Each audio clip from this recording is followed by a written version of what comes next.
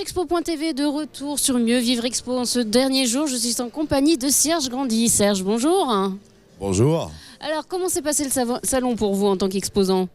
En tant qu'exposant, j'ai réussi à payer l'essence, donc on va peut-être revenir. Alors, on va parler tout de suite, on va rentrer dans le vif du sujet. Je ne vous ai pas dévoilé tout de suite quel était le produit dont on allait parler. Mais en fait, Serge, c'est l'inventeur de Crazy Goat. L'inventeur de Crazy Goat. Alors Crazy Goat, malgré un nom anglophone, est un monument du patrimoine savoyard. Alors expliquez-nous, qu'est-ce que c'est Crazy Goat? Crazy Goat, c'est du jus de fruits fermenté sous très haute pression dans un tonneau blindé, qui se transforme naturellement en mousse alcoolisée, véritable boisson moléculaire, qui a l'immense avantage d'être délicieuse, très festive, très rentable, et de produire gratuitement et à vie l'alcool le plus taxé du monde. Sans, loin de moi l'idée de se mettre des grosses ivresses. De se mettre par terre. Mais la boisson moléculaire, la mousse, va exalter d'une part la saveur et va permettre à vos muqueuses et papilles d'absorber le peu d'alcool qui est dedans, 5 degrés, par les muqueuses. D'accord. Ça vous bondit au cerveau avec la violence du faucon qui s'abat sur le gros lapin. On sent que le discours est rodé. Hein. Et 3 petits verres plus tard, vous risquez fort d'avoir un orgasme gustatif. Alors, je pense que cet orgasme gustatif, ils ont été nombreux sur Mieux Vivre Expo dans le Hall Alprima. Voilà, mais en parfait respect quand même de la santé publique. Hein. Il n'est pas question d'alcooliser les gens avec des alcools trop durs. Hein. Par verre, mes petits verres de dégustation, vous avez un demi-centilitre de jus de pomme. D'accord. Alcoolisé à 5 degrés. 3 petits verres comme ça équivalent à une cuillère à café de bière. Et pourtant, au-delà de cette petite sensation d'ivresse qui est très agréable, très festive, vous avez ensuite une très bonne rémanence aromatique qui vous accompagne loin sur les amygdales, qui vous fait saliver. Et vous découvrez tout l'intérêt de cette boisson mythique de Haute-Savoie, qui est un puissant digestif sans être obligé de se faire mal au foie. Alors, on sent quand même un discours très technique, mais cette idée-là, elle vous est venue comment? Vous savez, un jour, un ingénieur major de promo se retrouve confronté à une difficulté professionnelle. Pour rebondir, il a fallu... Et je me suis levé un matin en disant tiens, je vais inventer la chèvre. Ah bah. La chèvre, c'était ça. Vous voyez le tonneau en bas? 80 kg, 10 cm d'épaisseur. Donnez-moi le fly. Ah là, il est là le tonneau. On le voit là. On le voit là. Il est là. Le gros tonneau qui est là, 80 kg, 10 cm d'épaisseur, destiné à supporter l'énorme pression générée par une fermentation naturelle, 22 bars. Malgré ça, on arrivait à les exploser. Donc ce monument, cette boisson typique de chez nous, on n'a jamais pu la commercialiser auparavant de manière authentique, de par la dangerosité des appareils à pression. Jusqu'au jour où finalement, j'ai inventé ça.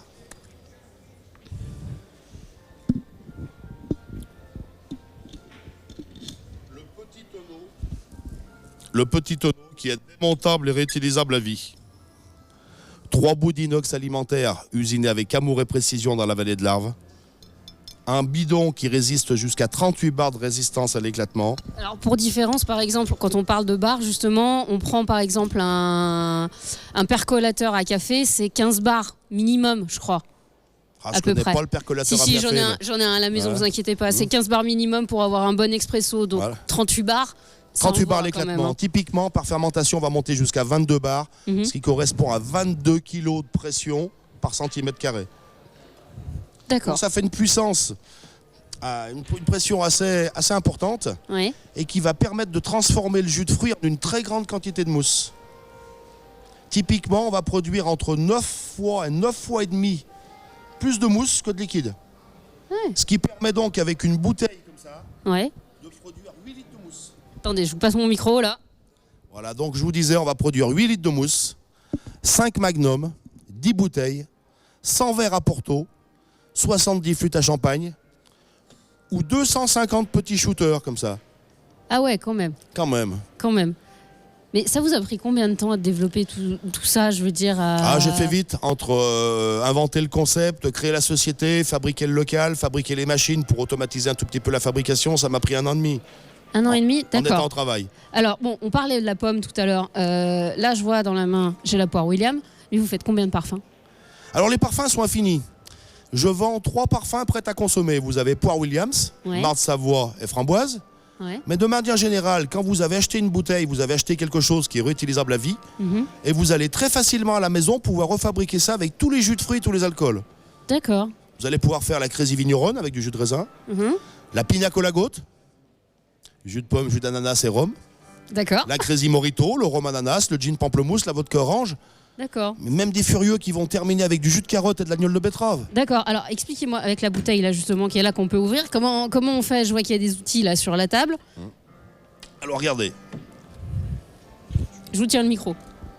quand la bouteille est terminée ou quand on veut l'ouvrir, on prend l'outil, le Crazy outil, une clé à moleuse. On la débloque, D'accord. on dévisse et on l'ouvre. Bon, ça se referme avec une émouvante simplicité. On suspend un petit peu, on prévisse et on serre très fort. Et là, vous avez le tonneau étanche.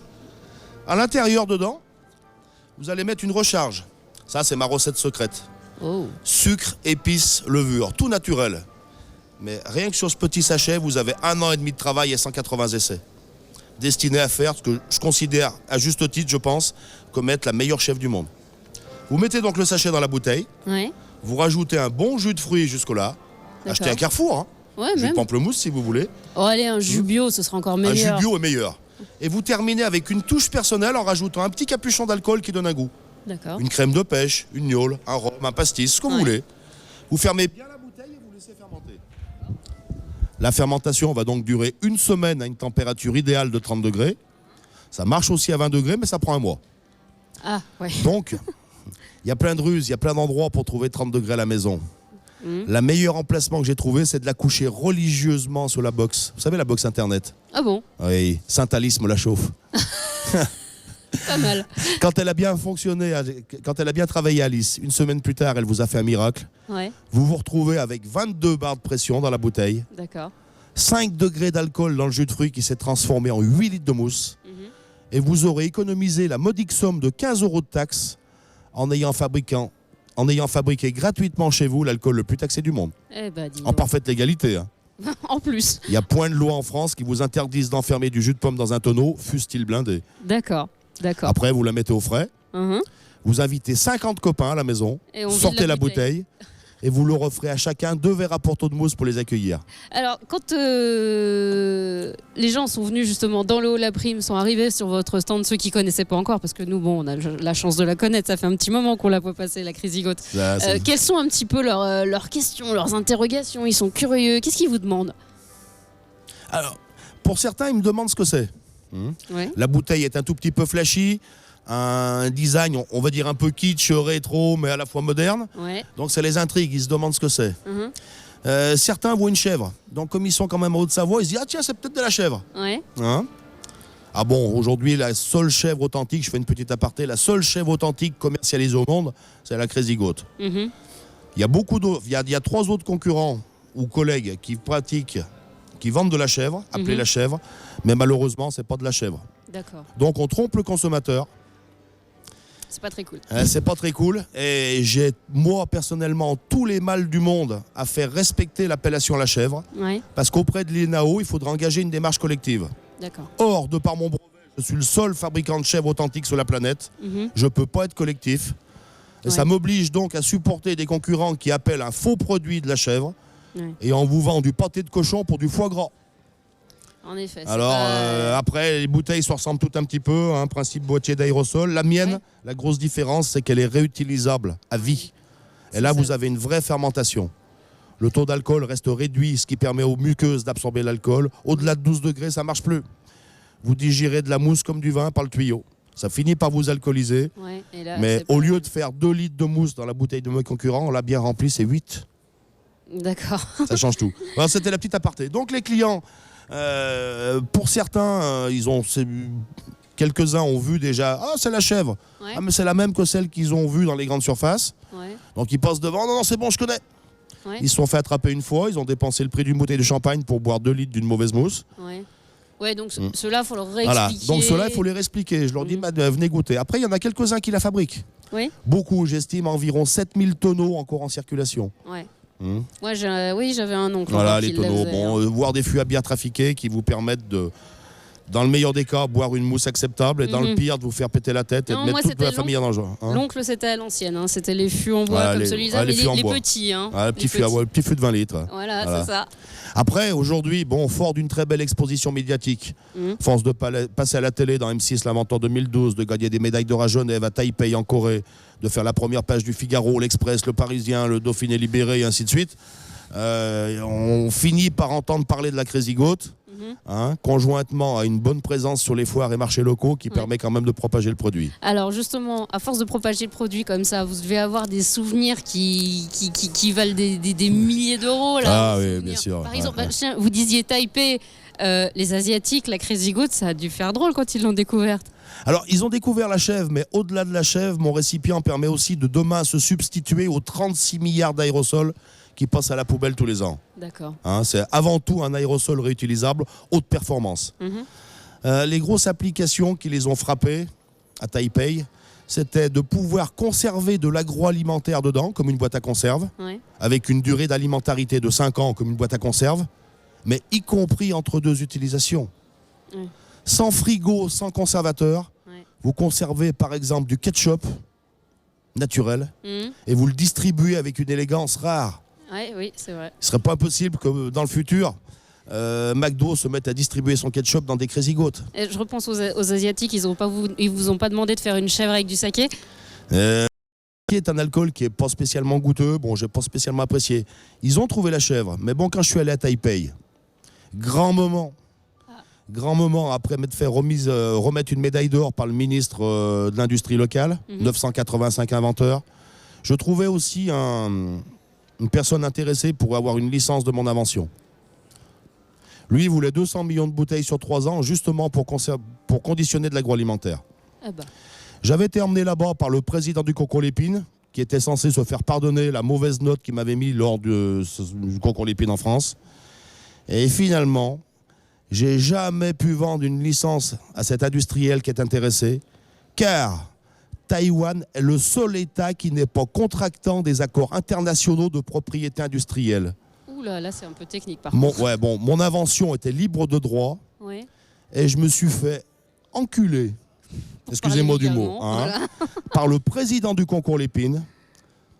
Ça m'a coûté 200 millions d'euros. Voilà. D'accord. Ça, c'est un très mauvais souvenir. Très bon souvenir en général. Les Taïwanais adorent la chèvre et ainsi de suite.